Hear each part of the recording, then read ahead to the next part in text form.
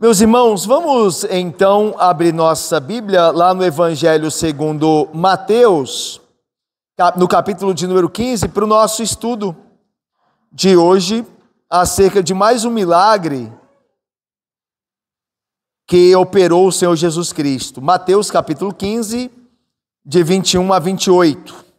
Meus irmãos, esse texto é um dos textos que... Eu estava conversando com Daiane, né, lá em casa, enquanto eu preparava o estudo.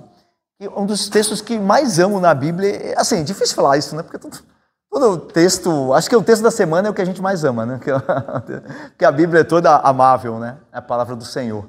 Mas esse texto da mulher sírio-fenícia, ou da mulher cananeia, é um texto maravilhoso, né? É conhecido pela cristandade, é o texto que lá nós encontramos a mulher falando ao Senhor Jesus, né? Olha, os cachorrinhos comem das migalhas que caem da mesa dos seus donos. Esse texto é maravilhoso. E como Jesus, de fato, enaltece a fé da mulher. Ó, mulher, grande é a tua fé. Isso é lindíssimo, lindíssimo. E nós vamos então, com o auxílio do Espírito, obviamente, de Deus, nos darmos ao estudo desse texto. E eu farei a leitura então, e aí nós começamos a ver o que o Senhor Jesus nos ensina através da palavra dele, neste milagre que ele realizou enquanto esteve, né, no território de Tiro e Sidom. O versículo 21 diz assim, de Mateus, no capítulo de número 15. Partindo Jesus dali, retirou-se para os lados de Tiro e Sidom. E eis que uma mulher cananeia, que viera daquelas regiões, clamava: Senhor, filho de Davi, tem compaixão de mim. Minha filha está horrivelmente endemoniada. Ele, porém, não lhe respondeu palavra. E os seus discípulos, aproximando-se, rogaram-lhe: despede-a, pois vem clamando atrás de nós. Mas Jesus respondeu: não fui enviado senão as ovelhas perdidas da casa de Israel. Ela, porém, veio e o adorou, dizendo: Senhor, socorre-me. Então ele, respondendo, disse: não é bom tomar o pão dos filhos e lançá-lo aos cachorrinhos. Ela, contudo, replicou: sim, Senhor. Porém, os cachorrinhos comem das migalhas que caem da mesa dos seus donos. Então lhe disse Jesus: ó mulher, grande é a tua fé. Faça-se contigo como queres. E desde aquele momento, sua filha ficou sã. Que maravilha. Irmãos, esse texto, esse milagre que é narrado por Mateus é muito semelhante ao que Mateus conta do centurião romano. Nós já vimos esse texto lá em Mateus capítulo 8, quando o centurião romano lá em Cafarnaum envia amigos a Jesus para dizerem: olha, o servo desse centurião está doente, cura-lhe o servo, porque esse centurião ele tem se demonstrado amigo nosso, dos judeus, nos construiu até uma sinagoga. E aí então Jesus, ele ouve esse rogo e depois, quando Jesus está se aproximando da casa desse centurião, ele envia outros mensageiros para dizer-lhe: olha, ele não é digno que entres na casa dele. Mas ele crê, esse centurião crê que com a palavra do Senhor Jesus, o servo dele será curado. Lembra-se aí? Ele vai dizer, né, que ele mesmo é homem que tem autoridade, que ele diz a um vem, ele vem, a outro vai, ele vai. Aí Jesus diz do centurião: nem mesmo em Israel vi fé como esta. Lembram-se? Então é muito semelhante, porque aqui também a filha dessa mulher cananeia é curada à distância. Jesus diz: vai-te, a mulher, né, que seja feito como tu queres. E quando ela chegou em casa, a filha dela já estava sã, né, curada. Certo? Então tem isso de semelhança com o caso, o evento com o centurião. E outra coisa semelhante é que há tensão racial, né? Porque o centurião era um romano, um gentio. Aqui você vê uma gentia cananeia. Então a tensão é: Jesus vai estender a sua graça a gentios? Ou ele é apenas dos judeus? Então essa é uma tensão que teve tanto num caso, como Mateus 8, como nesse caso de Mateus 15. Irmãos, trouxe um mapa aqui da Galileia e também da região sírio-fenícia da época de Jesus, tá? Então, Jesus está ali onde está aquele pontinho vermelho. O texto de Marcos nos informa, Mateus também o faz, ele está em Genezaré, que é a costa noroeste do Mar da Galileia, ou Mar de Tiberíades, né? Então, Jesus está aqui, ó. O movimento que ele vai fazer é este aqui, ó. Ele vai subir lá para Tiro e Sidom, que é aquele pontinho vermelho ali, tá vendo? É para onde vai. Ele vai então deixar a Galileia, vai subir rumo ao noroeste, certo? Noroeste, como tem no mapa, e vai entrar em território majoritariamente gentílico. Porque lembra que a Galileia é um território misturado. A Galileia tem gentios, mas tem muitos judeus. Aqui não, aqui é território gentílico. Quando Jesus chega aqui em Tiro e Sidom. Hoje esse território é o Líbano, atual Líbano. Então quando você vê no mapa lá o Líbano, você está vendo as antigas Tiro e Sidom, tá? Onde Jesus esteve também. Tá bom? E por que ele fez esse movimento? Por que Jesus deixou a Galileia dos ali entre judeus e gentios? Por que ele subiu? Muito provavelmente porque a tensão entre Jesus e os líderes judeus estava aumentando. E Jesus então se retira para evitar a tensão. Por que ele faz isso? Porque ele tem medo? Porque o Senhor Jesus Cristo agiu como covarde? Por que, irmãos? Ele se retira. Porque não era chegada. Lembram-se lá de João? Lembram-se do Evangelho de João? Não é chegada a hora. Quando chegou a hora, lembram-se o que ele fez? Quando chegou a hora, ele se adiantou e disse lá aos guardas que vieram prendê-lo no Getsemane: a quem vocês procuram? A Jesus Nazareno? Eu sou eu. Deixai eles irem. Sou eu. Quando chegou a hora, mas enquanto não chegava a hora, ele então evitava que os homens colocassem a mão dele antes da hora. Quando chegou a hora, ele mesmo se entregou. Então Jesus evitava essa tensão, né, da inimizade que era crescente entre os líderes judeus e ele. Então por isso em alguns momentos ele se retirava. Mas não só por isso também, porque em alguns momentos ele estava cansado e desejava descansar, melhor dizendo, descansar em um território onde que ele não fosse muito procurado. Nós já vimos isso, né? Quando Jesus vai para Decápolis, para as regiões aqui da Transjordânia, desse lado aqui, ó, do Jordão aqui, ó, o Rio Jordão descendo aqui, ó, do Mar da Galileia, aqui o Rio Jordão. Então aqui do lado, ó, Decápolis, Gadara, as 10 cidades. Jesus esteve ali também quando ele queria um momento mais íntimo e mais particular com seus discípulos. Ele queria passar mais tempo ensinando aqueles 12 homens que depois ele enviaria para serem os seus apóstolos.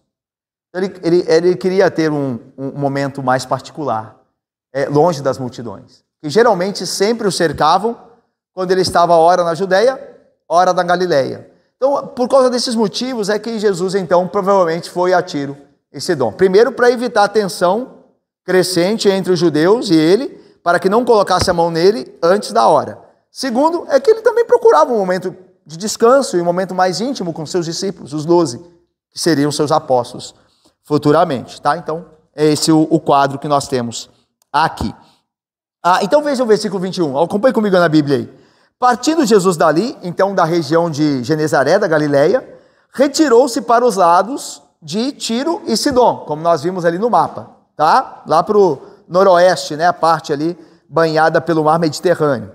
E esse eis aqui é algo extraordinário, Prebito Marcelo, algo, Wallace, inesperado. Esse eis que é algo que ninguém esperava. Essa é a ideia aqui. Então, eis que uma mulher cananeia que viera daquelas regiões clamava. Aí continua o texto. Então veja, era inesperado, irmãos. Por quê? Primeiro, que era uma mulher que ia se dirigir a um homem. E isso não era comum. Uma mulher tinha dificuldades de se dirigir a um homem que não fosse o seu marido. Vocês lembram do judaísmo, né? Como as mulheres tinham sérias limitações. Então, isso era... Lembra que a mulher samaritana vai falar com Jesus, quando ele foi falar com ela, fala assim: como sendo tu, judeu, homem judeu, fala comigo que sou mulher samaritana? Lembram-se? Como é que, né? Há toda uma limitação para que isso acontecesse. Então, aqui é o mesmo caso, uma mulher se dirigindo a um homem. Mas aí, há mais um complicador ainda, ela é uma gentílica, ela é uma mulher gentia, e Jesus é um judeu, mas ela não é uma gentia qualquer, ela é, segundo o texto, uma cananeia. Na verdade, Marcos, esse mesmo relato nós encontramos em Marcos 7. Lá no capítulo 7 de Marcos você vai ver uma história, a mesma história. Mas Marcos chama essa mulher de mulher sírio-fenícia, por causa da região, tá? Que na época era uma província do Império Romano, tá? Mas o que acontece com Mateus? Mateus está dando a ela o nome dos seus antepassados, porque ela agora era uma sírio-fenícia, mas aquela região antes era a região dos cananeus. Lembra dos cananeus? Lá no Antigo Testamento? E quando Josué entra na Terra Prometida, ele tem que exterminar os cananeus. Lembram-se lá? Porque os cananeus eram inimigos de Israel, certo? Lembra que no livro de Juízes, quando o povo pecava, Deus levantava inimigos? Levantava os inimigos cananeus, dentre os moradores de Canaã, daí cananeus. Então, esta mulher não é uma mulher qualquer. Além de ser gentia, ela é descendente de um povo que sempre foi inimigo dos judeus. Então daí e eis que, porque era improvável que uma mulher assim tivesse a ousadia de se encontrar ou de ir clamar a Jesus, mesmo sabendo quem Jesus era, o Messias dos judeus, tanto que ela vai chamá-lo de filho de Davi. Olha o texto, versículo de número 22, ela clamava, a ideia de que ela gritava em alta voz: filho de Davi, tem compaixão de mim, minha filha está horrivelmente endemoniada. Então veja, meus irmãos, aquela mulher, descendente dos antigos inimigos de Israel, vem agora ao Messias de Israel, ao Messias judeu, pedir a ele uma bênção, uma graça. Então a ideia de que o fato de ter essa mulher cananeia, sírio-fenícia, clamando ao Messias dos judeus, meus irmãos, mostra que ela tinha um entendimento, ela ficou sabendo, ela se tornou conhecedora de que o Messias dos judeus era o Messias libertador, o Messias curador. Nós não sabemos como ela ouviu acerca de Jesus, ouviu acerca do Messias prometido, mas agora ela sabe que esse Messias é o Senhor Jesus. Então, vocês se lembram que Isaías fala de um Messias libertador, e a filha dela estava endemoniada. A filha dela precisava ser libertada. E o Messias dos judeus é o libertador, é o curador. Olha o que Isaías diz, o profeta Isaías, muitos séculos antes. Diz que o Messias é aquele sobre quem o Espírito do Senhor Deus está.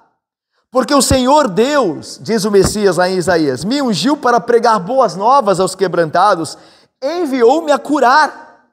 A filhinha daquela mulher sírio-fenícia precisava de cura. E o Messias era aquele enviado por Deus para curar. E aí diz assim, a proclamar libertação aos cativos. A filhinha daquela mulher estava cativa do demônio. Estava endemoniada, cativa de Satanás. Mas o Messias judeu prometido também por Isaías era o Messias cristiano e libertador. Era o Messias curador. E ela ficou sabendo disso. De que maneira? O texto não diz. Mas ela ficou sabendo disso, e ela vai a este Messias para pedir a sua graça e a sua bênção, a sua filhinha.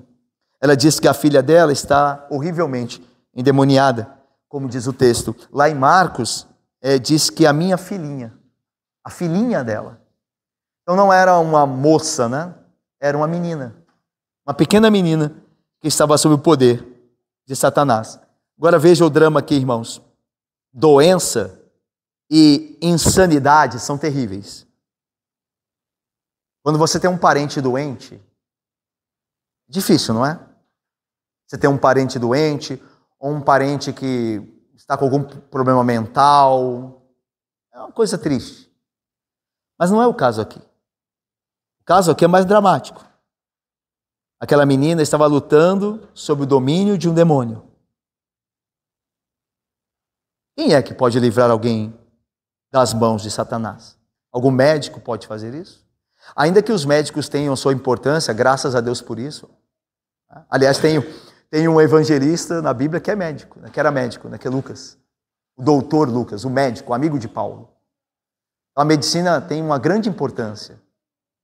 É graças a Deus pelos médicos. Mas a medicina tem limite. Quem é que pode libertar pessoas da mão de Satanás? Não é de admirar que quando essa mulher ouve acerca de um homem que possui poder divino, um homem que já havia expulsado demônios. Aliás, este homem esteve aqui em Gadara. Lembram-se? Quando ele expulsou a legião de demônios do Gadareno?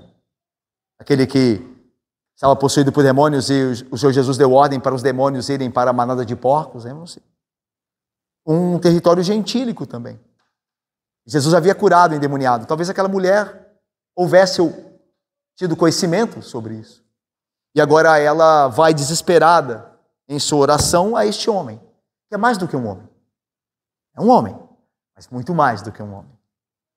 E versículo 23 diz assim, olha, ele, porém, ela rogava em alta voz, clamando na sua angústia. Agora veja o que acontece aqui. O que diz o texto de Mateus. Ele, aqui é Jesus. Ele, porém, não lhe respondeu palavra. E os seus discípulos, aproximando-se, rogaram-lhe, despede-a, pois vem clamando atrás de nós. Esse texto porque ele parece que nos leva para um caminho, para depois simplesmente ter uma reviravolta doce, amável e maravilhosa. Mas você vê Jesus, a primeiro momento, não dando palavra a ela. Irmãos, é um texto difícil, né, de certa forma, né? Jesus não respondeu a ela uma palavra. Ela está clamando, ela está angustiada, e Jesus, diz o texto, não lhe respondeu palavra. Nós veremos que isso não é indiferença. No final nós sabemos disso. E Jesus vai atendê-la e ainda vai elogiar a fé dela. Então não é indiferença, porque o Senhor ama os que colocam nele a fé, e Ele sabe como faz. Ele sabe muito bem como faz. Então aqui, a princípio, parece que Ele está indiferente. E os discípulos pedem para que Jesus a despeça. O verbo despedir aqui não é assim. A ideia aqui, bem provável, pela resposta de Jesus que nós veremos, não é assim, mande essa mulher embora logo, sem agraciá-la. A ideia é que os discípulos estão dizendo a Ele, resolve logo o caso dela para ir embora. Atenda para que ela se vá, porque ela vem clamando, vem gritando atrás da gente. Então, é verdade que os discípulos estavam muito provavelmente incomodados com aquela mulher, que gritava e para eles os importunava. Só que a ideia aqui é que eles não querem que Jesus simplesmente a despeça, mas que ele a cure logo, ou melhor, cure a sua filha, porque esse é o caso, cure a sua filha para que ela vá embora logo. Isso fica claro na resposta, na próxima palavra de Jesus, porque ele não falou nada ainda. Mas agora ele vai falar. Olha o que ele diz, versículo 24. Alguém leia, por favor.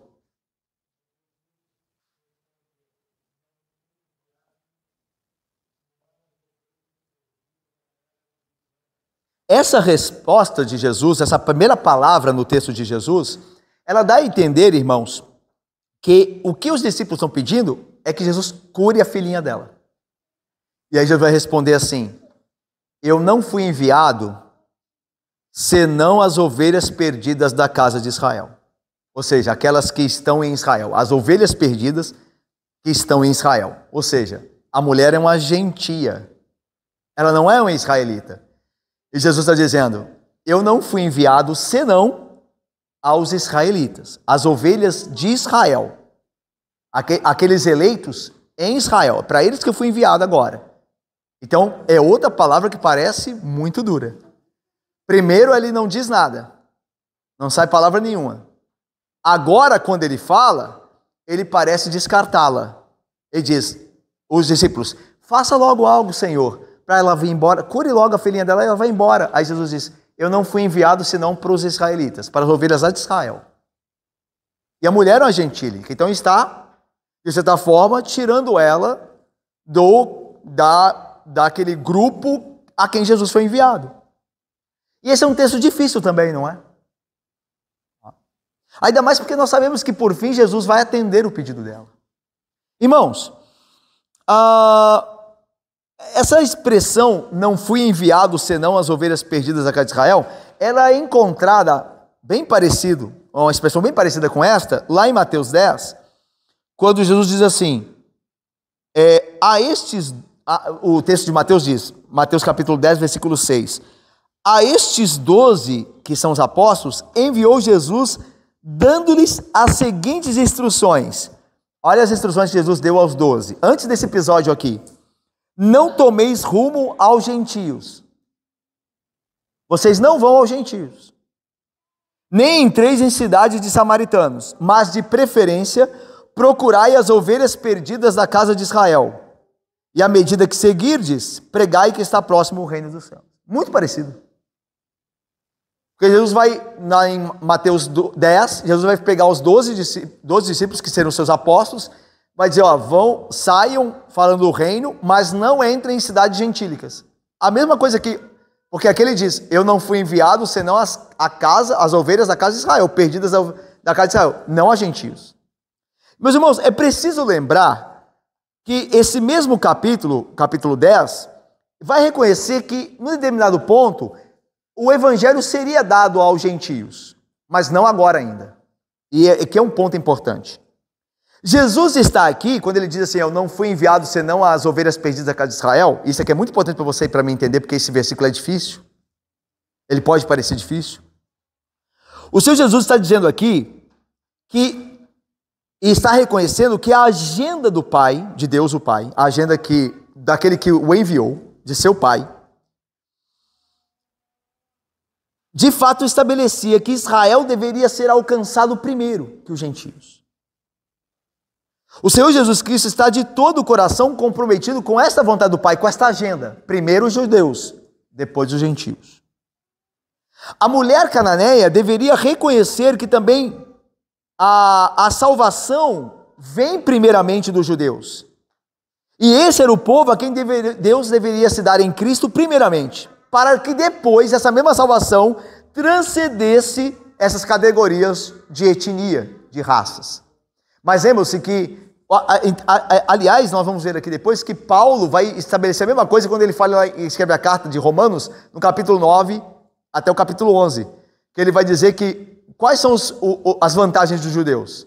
São muitas, em vários aspectos. Deles vem o Cristo, antes veio a lei. Então os judeus têm privilégios que antecedem os privilégios dos gentios. Tanto que vocês se lembram que na grande comissão de Mateus 28, Jesus diz assim, vocês vão pregar o evangelho e fazer discípulos. E lá em Atos, no capítulo 1, diz lá, primeiro em Jerusalém, depois na Judéia, em Samaria, e começa a alcançar os gentios e até os confins da terra. Mas primeiro, está vendo, tem uma agenda.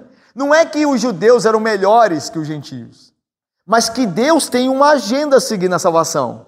E ele vai cumprir com essa agenda primeiro. Lembra de João 1? Veio para os seus, e os seus não o receberam. Quem são os seus? São os judeus, aqueles a quem foi prometido o Messias judeu. Quando não receberam, João continua. Mas a todos quantos o receberam, aí gentio, todo quanto os gentios todos, deu-lhes o poder de serem feitos filhos de Deus. Está vendo? A Bíblia fala de um plano, uma agenda. E Jesus está comprometido com essa agenda. É por isso que ele diz naquela hora, eu não fui enviado agora, senão as ovelhas perdidas de Israel. Vai chegar a hora dos gentios, mas não é agora. Essa é a ideia. Porque Jesus tem um comprometimento com a agenda de seu Pai, né? Agora, como a mulher reage a isso? Irmão, se não fosse a graça de Deus, eu fico imaginando eu no lugar da mulher e falo, tá bom, né? Tá bom, então, fica aí com a sua soberba aí, racial. Mas não é isso que acontece. A fé daquela mulher está sendo à prova, está sendo colocada à prova, ela está sendo provada a fé dela. Está sendo como a prata e o ouro são purificados no fogo. A fé dela está sendo provada por Cristo, para ver se é uma fé perseverante, lembra? A fé lá do buscar e achareis, pedi e dá-se-vos-á, buscar e achareis, batei e abrir-se-vos-á. Lembra da parábola que Jesus contou, mesmo Jesus aqui, contou a parábola do juiz iníquo, da mulher que batia, julga a minha causa, julga a minha causa. E ela foi atendida pela perseverança dela. Jesus está provando aquela mulher. Primeiro não falou nada. Depois fala, não foi enviado senão as ovelhas perdidas da casa de Israel. Então a mulher, qualquer mulher carnal, que não tivesse o Espírito de Deus já trabalhando no coração, tinha desistido. Mas ela, pela fé, vai insistir. Olha o versículo 25. Ela, porém, veio e o adorou. Ou seja, quanto mais o Senhor Jesus aprova, mais piedosa ela se mostra. E adorou, ajoelhou-se ali, dizendo, Senhor, socorre-me. Em Marcos, no relato paralelo de Marcos, mesma história lá em Marcos, diz assim,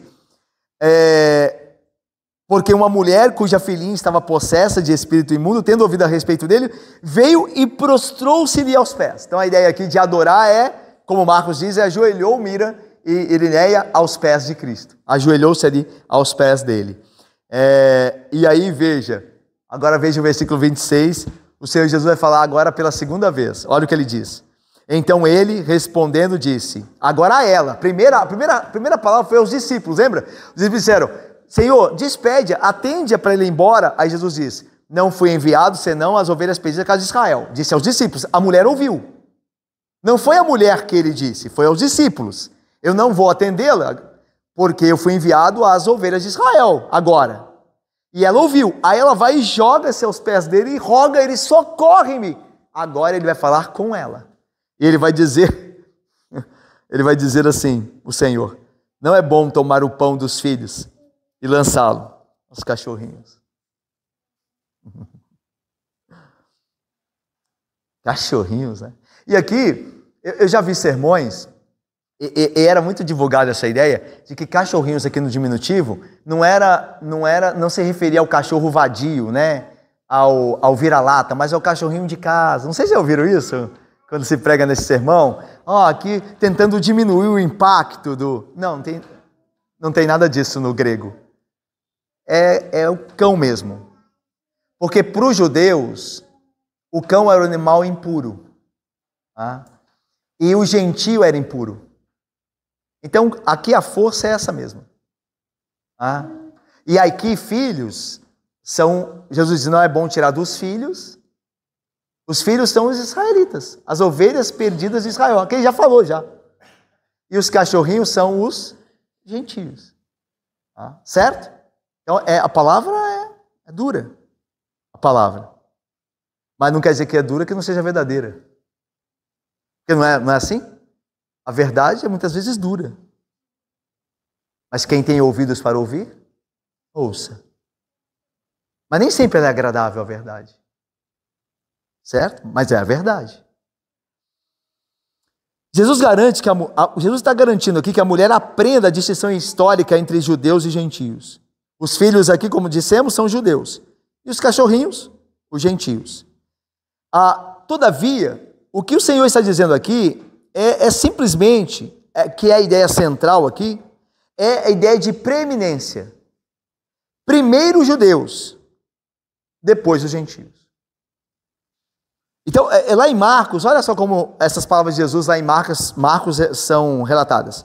Lá em Marcos diz assim, mas Jesus lhe disse a mulher, deixa primeiro, a ideia de precedência, deixa primeiro que se fartem os filhos, porque não é bom tomar o pão dos filhos e lançá-lo aos cachorrinhos. Vê que a ideia de precedência. Deixa primeiro. Não quer dizer que não haverá uma bênção para os gentios. Graças a Deus, nós somos gentios e a bênção chegou a nós. O pão da vida chegou a nós também, que é Cristo. Mas não quer dizer que os gentios vão ficar de fora. Quer dizer que a precedência dos judeus. Então, primeiro os filhos comem, depois os cachorrinhos. E aí agora é para pá de cal na mulher, né? Agora acho que ela pode desistir, né? Cachorrinho, aí já foi demais, né? Se fosse nos dias de hoje, né, do empoderamento feminino, certamente ela já tinha, né, feito as malas dela e desistido, porque Não falou nada enquanto eu clamava. Quando eu clamei, vi ele falando para os discípulos, até os discípulos quiseram me ajudar, ele disse que não foi enviado, senão para as ovelhas perdidas de Israel. Agora eu me ajoelho diante dele, peço a ele disse que não pode tirar dos filhos e dar aos cachorrinhos. Aí é para desistir, né? Só que não. Olha como essa mulher vai responder, versículo 27. Ela, contudo, replicou. E a resposta dela, meus irmãos, é uma das respostas mais belas ditas ao Salvador. Assim, algo... É por isso que esse texto é maravilhoso também. Ela vai dizer assim, ela começa assim, sim, Senhor. A ideia é isso mesmo. Não é justo tirar dos filhos para dar aos cachorrinhos. É como se ela dissesse, sim, Senhor, eu sou impura mesmo. O Senhor tem razão. E isso não é fé? Fé não é concordar com Deus? Por mais dura que a verdade seja sobre nós. Porque quando nós lemos, como nós lemos a Bíblia, nós vemos o que sobre a nossa natureza? Que nós somos vis-pecadores sem Cristo. Que nós somos homens maus. E hoje se concorda com isso? Fala isso para as pessoas comuns. Que as pessoas, que nós nascemos em pecado, que nossa natureza é má, numa época humanista, como a nossa hoje, que celebra-se o homem, apesar dos pesares, né, do que o homem tem feito. Quem vai ouvir isso? Mas essa mulher diz, sim, Senhor, o Senhor tem razão. Eu não passo de uma impura. Eu não tenho direito à mesa do Messias. Quem sou eu para comer na mesa do Messias? É isso que ela está dizendo. E não é isso que você acha também? Se você é um crente? Se você é um crente. Não é isso que nós achamos, eu e você? Quem somos nós para sermos abençoados pelo Deus Santo, nós pecadores? Nós que muitas vezes mentimos, cobiçamos, só nos importamos conosco, vivemos para o dinheiro, para os prazeres, buscamos pouco a Deus, somos alheios à sua palavra, não queremos conhecer a sua vontade, mas que se faça a nossa. Pecadores, quem somos nós? E essa mulher está dizendo isso, sim, Senhor. Eu não mereço comer do pão dos filhos. Aí ela diz, mas como o Senhor disse, os cachorrinhos comem das migalhas que caem da mesa dos seus donos. É verdade, Senhor, que é injusto tirar dos filhos e dar aos cachorrinhos. Mas, Senhor, esses cachorrinhos que o Senhor bem disse, eles comem das migalhas que caem. E uma migalha para mim é mais do que suficiente. Essa mulher revela profunda fé, humilde e uma grande sabedoria. Sua resposta não é um contragolpe ao Senhor Jesus. Ela aceita a verdade e parte da verdade para a sua argumentação. Mas os cachorrinhos... Ela não argumenta que sua situação faz que o seu caso seja excepcional. Senhor, a minha filha está endemoniada, por favor. Nem reivindica algum direito às misericórdias garantidas à casa de Davi. E muito menos questiona os caminhos da eleição e soberanias divinas. Ela, pelo contrário, não se vê digna de sentar-se à mesa do Messias.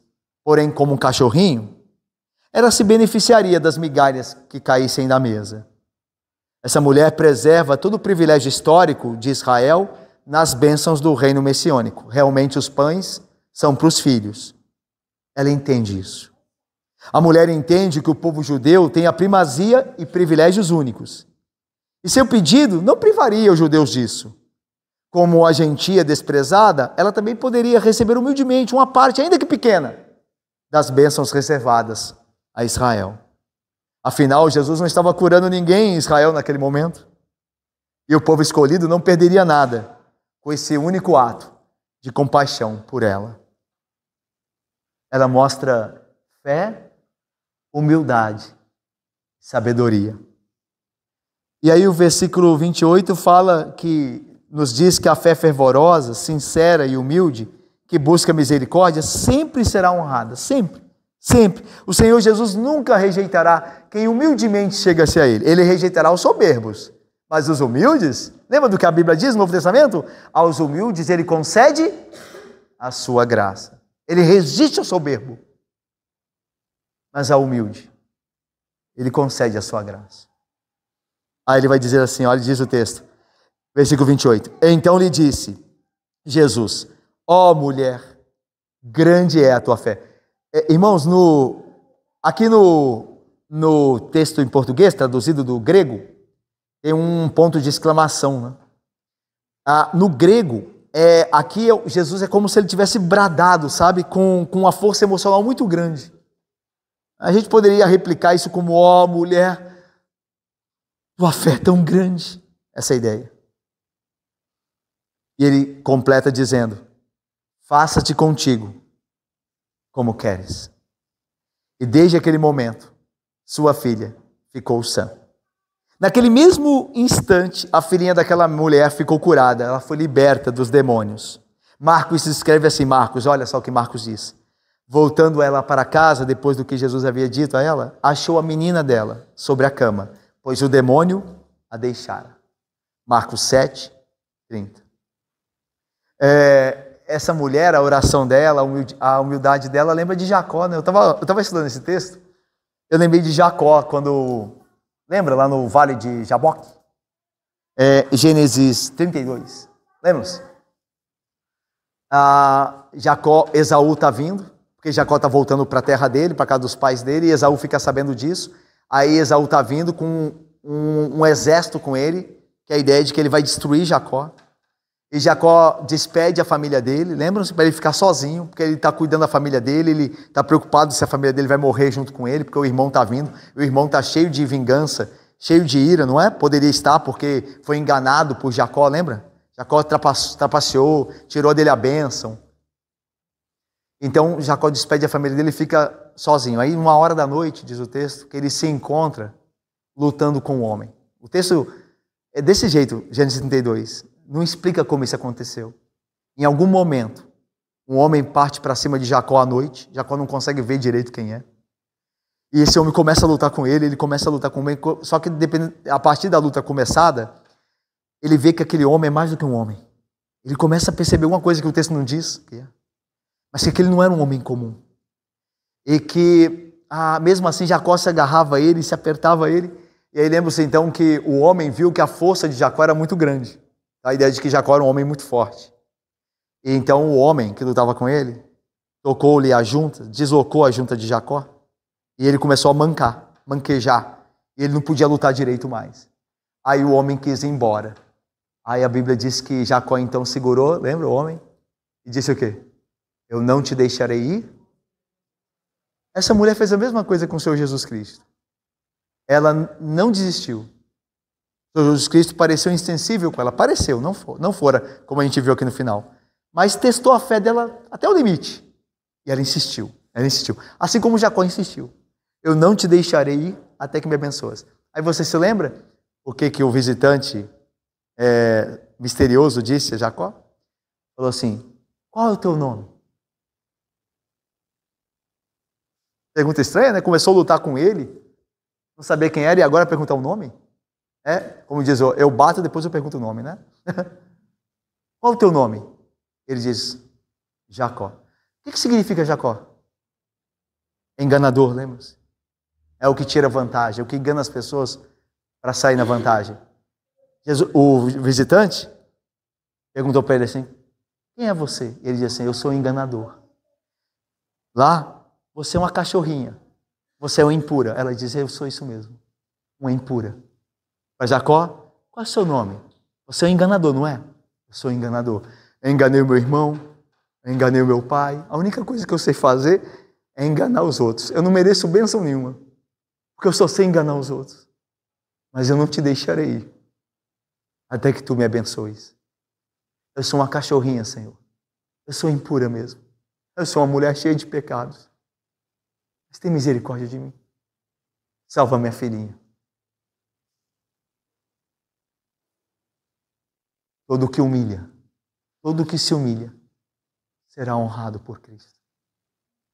A Bíblia fala disso sempre. Todo aquele que reconhece os seus pecados e os abandona, alcançará misericórdia. Algo a se notar aqui é que esse é um caso de intercessão bem-sucedida. Vocês viram já, né? Perceberam? Que a mulher não está pedindo por ela, está pedindo pela filhinha dela. Por sua causa e por meio de sua oração fervorosa e eficaz, a bênção iluminou a descendência dela. A filhinha dela foi salva. Aqui um autor disse o seguinte, um teólogo, abre aspas, e portanto, é uma coisa abençoada ser um pai que ora pelos seus filhos. Todos os pais que oram pelos seus filhos podem ser encorajados a perseverar nessa oração fervorosa, mesmo que seja o caso mais desesperançoso de pecado ou sofrimento de um filho. Porque essa mulher insistiu na oração pela filha dela, e o Senhor libertou a filha dela do demônio. Então é uma coisa boa ser um pai que ora pelos filhos, não é? Não é? Eu vou terminar com algumas aplicações. O que nós aprendemos aqui? Primeiro, irmãos, é que a graça de Deus e não o local faz uma pessoa tornar-se crente. É a graça de Deus e não o contexto, o local, o histórico da pessoa que faz ela tornar-se crente, mas a graça de Deus. Você esperaria que aquela mulher fosse uma crente? Uma cananeia? Uma mulher afastada da comunidade de Israel? Da casa dos judeus? O que essa mulher tinha com Cristo? Só que, ó mulher, grande é a tua fé. Tem gente na igreja que não é crente. Talvez seja o seu caso aqui hoje. Tem gente que passa a vida na igreja, mas não terá nada com Jesus. Tem pessoas que estão lá no mundo, mas serão atraídas para Cristo. Elas acabarão na igreja, ordinariamente, mas Cristo as alcançou com fé verdadeira lá no mundo. Elas acabarão na igreja, elas não ficarão no mundo, elas virão para o corpo de Cristo, para a casa de Deus. Mas muitos que estão aqui não têm fé, e muitos de lá serão chamados ao povo de Deus em verdadeira fé. Porque não é o local que faz alguém crente, é a graça de Deus. Você pode estar no local certo, sem a graça de Deus, você perecerá. Mas você pode estar no pior lugar, sua família pode ser a mais terrível família. A sua família pode ser uma família toda desestruturada. Mas se a graça de Deus te alcançar, você será uma crente verdadeira, um crente verdadeiro. O meu pai é pastor, né, também, né? Pela graça de Deus. Pela graça de Deus.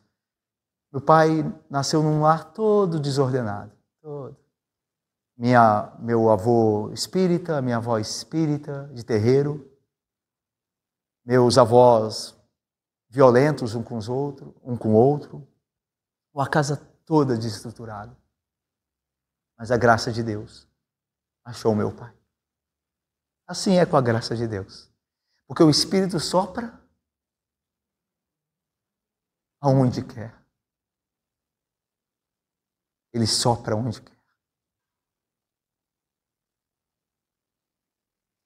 Outra lição aqui é que a aflição, às vezes, demonstra ser uma bênção para a alma de uma pessoa. A aflição pode ser uma bênção para a alma de alguém. Sem dúvida, aquela mãe cananeia fora severamente provada. Ela via sua filha querida ser afligida por um demônio, sem poder ajudar. Isso é um baita de um sofrimento, não é? Mas essa tribulação serviu para conduzi-la a Cristo e ensiná-la a orar a Jesus: Senhor, socorre-me. Não fosse por essa aflição, ela jamais iria ter com Jesus. Certamente foi bom para ela ter sido afligida. Lembra do Salmo 119, verso 71? Foi bom para mim ter passado por aflição, para que eu guardasse os seus mandamentos. Olha o que J.C. Ryle diz, um teólogo antigo. A saúde é algo bom, mas a enfermidade que leva a Cristo é muito melhor. Saúde é uma coisa boa, mas a enfermidade que leva ao Salvador é muito melhor. É difícil falar essas coisas, eu confesso. Eu não quero ficar doente.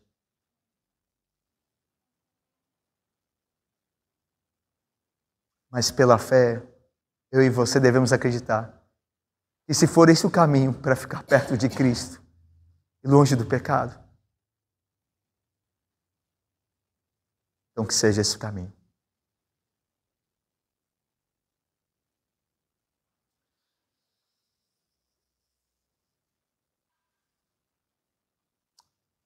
Terceira lição. Só alguém que já morreu para si mesmo é capaz de ouvir o que aquela mulher cananeia ouviu do Senhor Jesus Cristo. Os que se humilham serão exaltados. Uma pessoa orgulhosa nunca chegará a ser Cristo. Nunca se chegará a Cristo uma pessoa orgulhosa. Mas os humildes, eles são bem-aventurados. Lembram-se a primeira bem-aventurança? Bem-aventurados os pobres de espírito, porque deles é o reino dos céus.